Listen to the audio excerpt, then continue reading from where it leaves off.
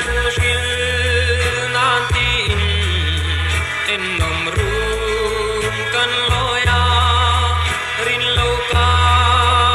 ri chi lai u nau ten sing mit len in min thong sia lang kan in sui lai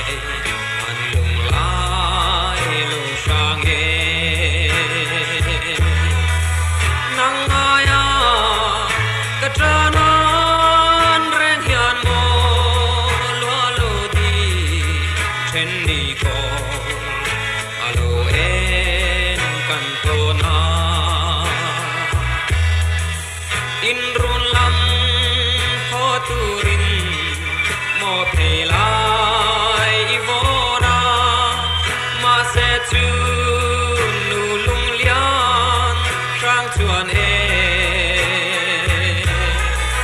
ka shai choi ini chu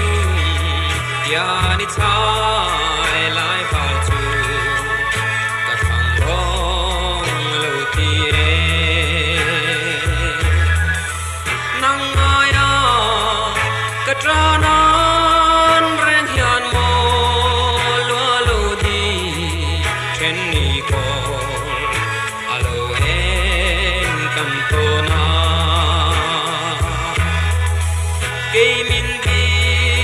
lo tur hian isu apan la them che a chu tin ngai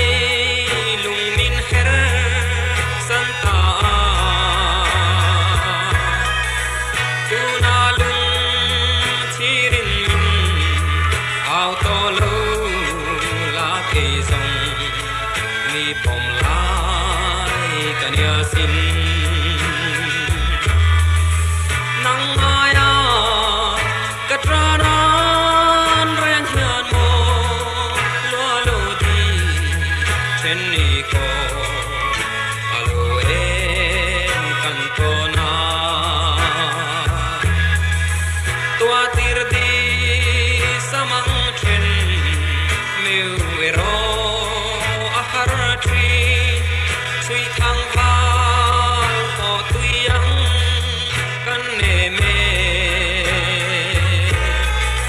mas leng dang tang be